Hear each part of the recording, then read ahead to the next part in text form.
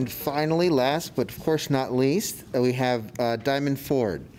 Diamond earned her BA in English from the University of West Georgia, her MFA in creative writing from the University of Alabama, and is earning her PhD in African American poetics from Florida State University, where she is has been a graduate teaching assistant. Diamond's creative work leverages and combats narratives of Black folks' perceived excessiveness through embodiment, exploration, and form development. As a teacher, Diamond aims to remove fat-phobic language from the writing workshop and to dismantle relatability as a benchmark for measuring the value of creative work. She will be speaking today on We Mammy Amongst Ourselves, the challenges of developing a fat Black poetic. Diamond.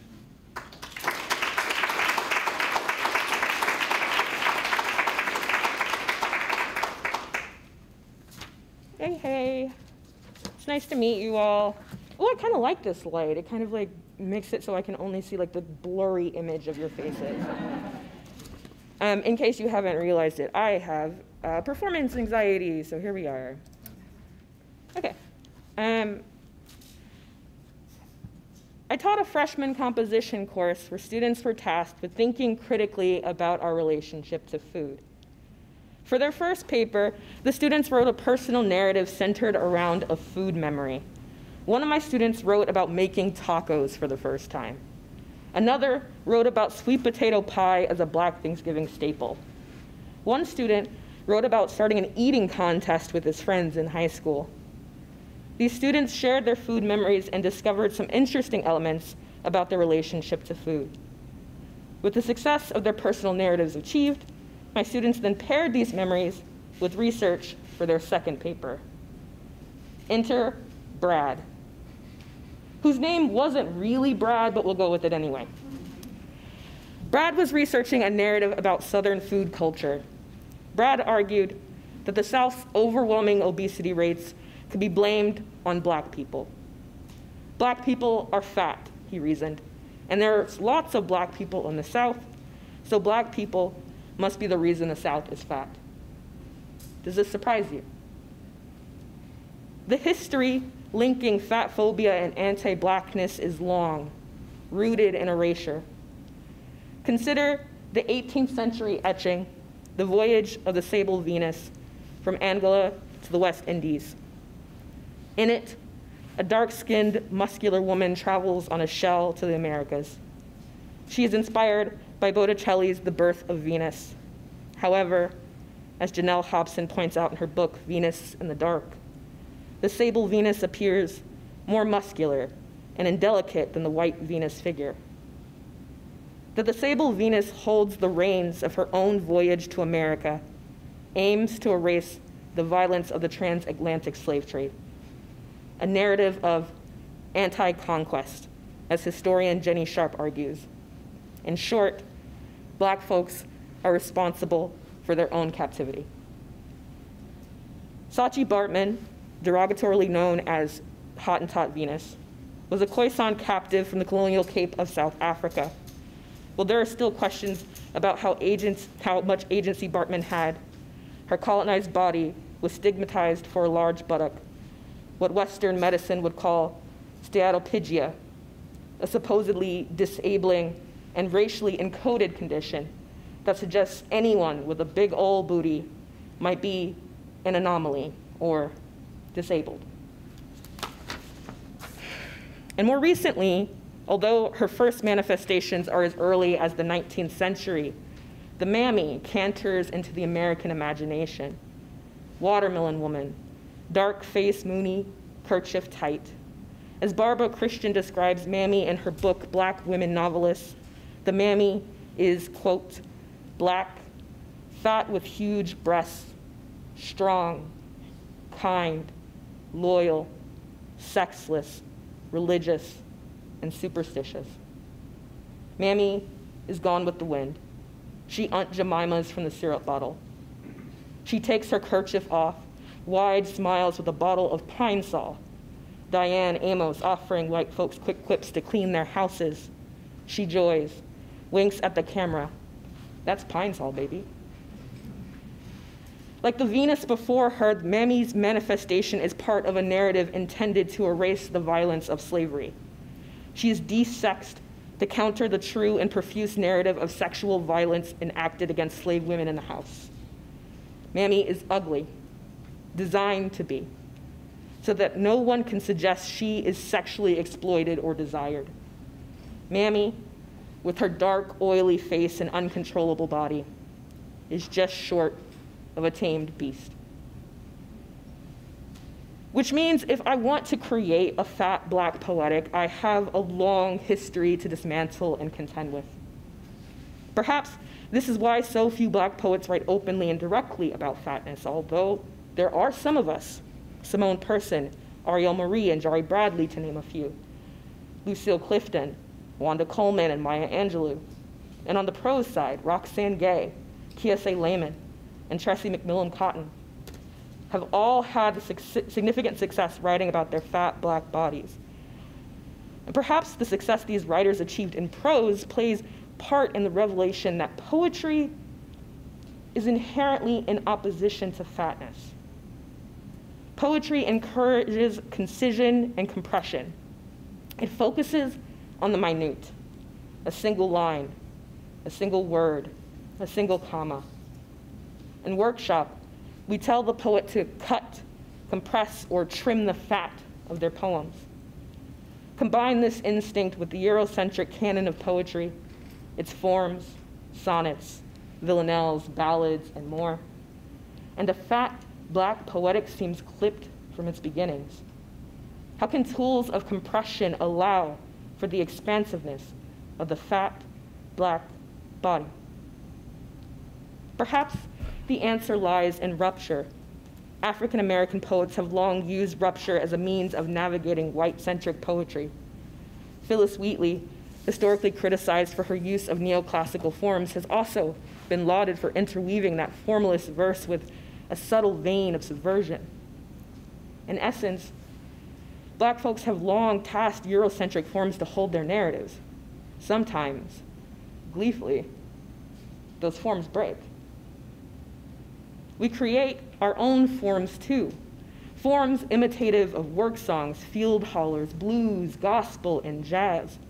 Afaa Michael Weaver, inventor of the bop form in poetry, once wrote, quote, "I ask why we need or want forms that arise from African American culture, and I think immediately of the desire or need to have a distinct aesthetic for poetry issuing from the culture."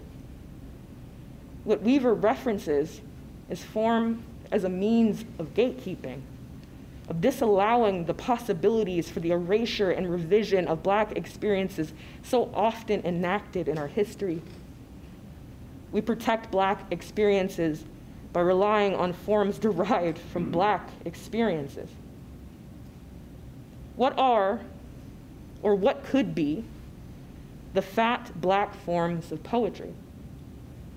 What happens when I stop asking how fatness will fit into form and instead ask how form will accommodate or fail to accommodate fatness? Through these questions, all forms suddenly feel possible. Developing a fat Black poetic has two key challenges. The first, which I have highlighted, is form. The second is questions of content influenced by the long history of anti-Blackness in anti-fatness. This led me to developing 3 goals for my aesthetic. The first is to reclaim the fat sexual body. This decision was rooted in a desire to combat the narratives of erasure invoked by the Mammy and the Sable Venus. The fat Black body is desirable, has long been desired, and while my goal to embrace the sexual fat body in my poetry has, in the past, made some folks uncomfortable, made others call me, tentatively, brave, shorthand for another kind of discomfort, the kind that stems from seeing their own bodies reflected in my work. The goal has always been rooted in a desire to regain control over who and how my body is seen. For fat Black bodies caught in the crux of hypervisibility and invisibility, a reclamation of the visuals matter. The second is to dismantle the perceived threat of the fat Black body. I do this through a celebration of difference over deviance, a philosophy lifted directly from the critical work of Audre Lorde. In short, social history and medicine rooted in racist ideologies of race science still has taught us that fat Black bodies are deviant. A fat Black poetic rejects or ruptures that idea. Finally, the last goal was a reclamation of selfish, unabashed joy. The word selfish is key here. The context of fat Black bodies, especially in the lineage of the mammy, has long been held in terms of what it can do for whiteness. The mammy enforced a narrative of the fat Black woman as subservient to the point of selflessness.